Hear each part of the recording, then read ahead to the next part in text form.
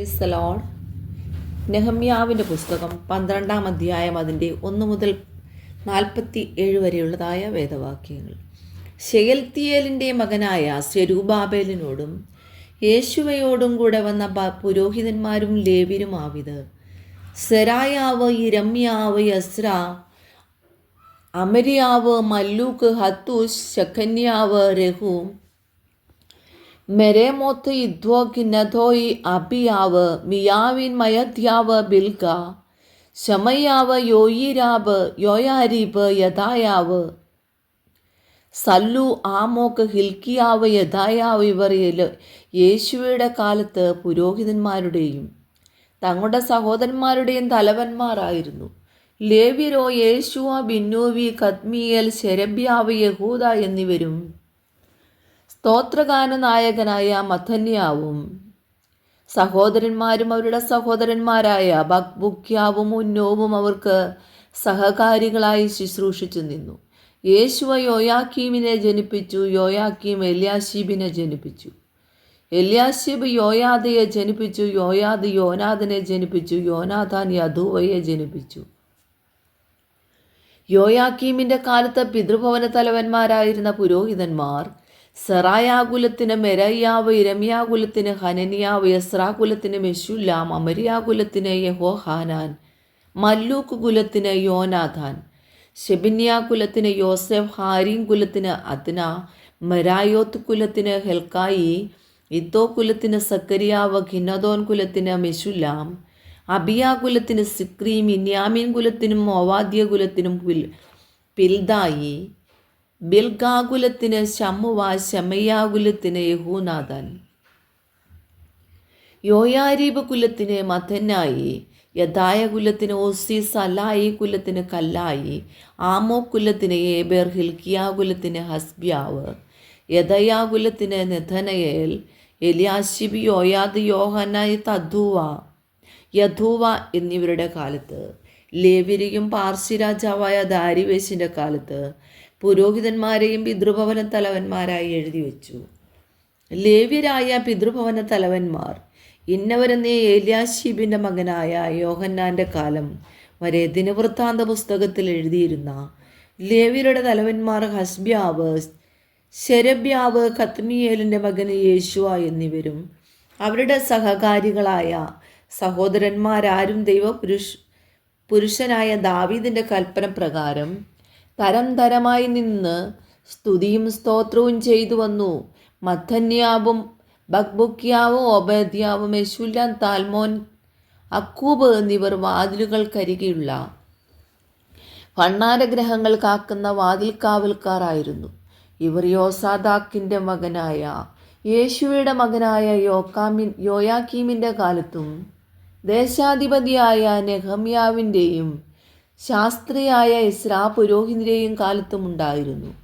യെരുശലേമിൻ്റെ മതിൽ പ്രതിഷ്ഠിച്ച സമയം അവർ സ്തോത്രങ്ങളോടും സംഗീതത്തോടും കൂടെ കൈത്താളങ്ങളും വീണകളും കിന്നരങ്ങളും കൊണ്ട് സന്തോഷപൂർണവും പ്രതിഷ്ഠ ആചരിപ്പാൻ ലേവ്യരെ അവരുടെ സർവ്വവാസസ്ഥലങ്ങളിൽ നിന്നും യെരുശലേമിലേക്ക് അന്വേഷിച്ചു വരുത്തി.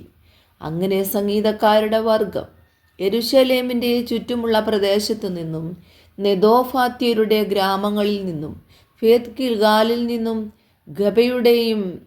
ഗേബയുടെയും മസ്മാവത്തിൻ്റെയും നാട്ടുപുറങ്ങളിൽ നിന്നും വന്നുകൂടി. സംഗീതക്കാർ യെരുശലേമിൻ്റെ ചുറ്റും തങ്ങൾക്ക് ഗ്രാമങ്ങൾ പണിതിരുന്നു.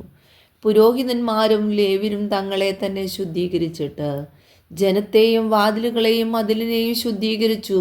പിന്നെ യഹൂദാ പ്രഭുക്കന്മാരെ മതിലിന്മേൽ കൊണ്ടുപോയി സ്തോത്രഗാനം ചെയ്തും കൊണ്ട് പ്രദക്ഷിണം ചെയ്യേണ്ടതിന് 2 വലിയ കൂട്ടങ്ങളെ നിയമിച്ചു.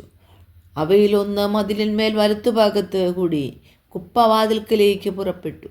അവരുടെ പിന്നാലെ ഹോശയ്യാവും യഹൂദാ പ്രഭുക്കന്മാരിൽ പാതി പേര് നടന്നു. അസരിയാവും എസ്രായും മെശുല്ലാമും യഹൂദായും ബെന്യാമിനും ശെമയ്യാവും യിരെമ്യാവും കാഹളങ്ങളോടുകൂടെ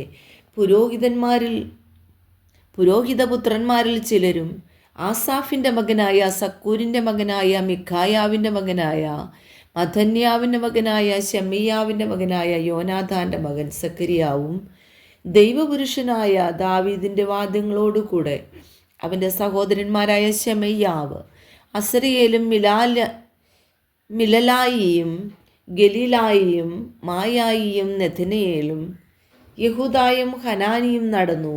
എസ്രാ ശാസ്ത്രി അവരുടെ മുമ്പിൽ നടന്നു. അവർ ഉറവു വാതിൽ കടന്നു നേരെ ദാവീദിൻ്റെ നഗരത്തിൻ്റെ പടിക്കെട്ടിൽ കൂടി ദാവീദിൻ്റെ അരമനയ്ക്കപ്പുറം മതിലിൻ്റെ കയറ്റത്തിൽ കിഴക്ക് നീർവാതിൽ വരെ ചെന്നു.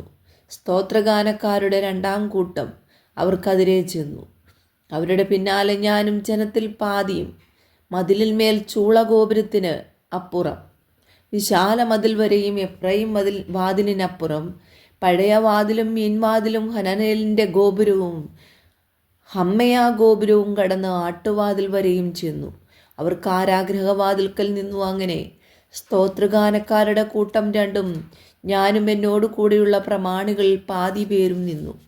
കാഹളങ്ങളോടുകൂടെ എലിയാക്കീം, മയസേവ്, ബിന്യാമിൻ, ബിഖായാവ്, എല്യോവാനായി, സക്കരിയാവ്, ഹനനിയാവ് എന്ന പുരോഹിതന്മാരും മയേസയാവ്, യെശമയ്യാവ്, എലയാസാർ, ഉസി, ഹോഹാനാൻ, മൽക്കിയാവ്, ഏലാമേസർ എന്നിവരും ദൈവാലയത്തിനരികെ വന്നു നിന്നു.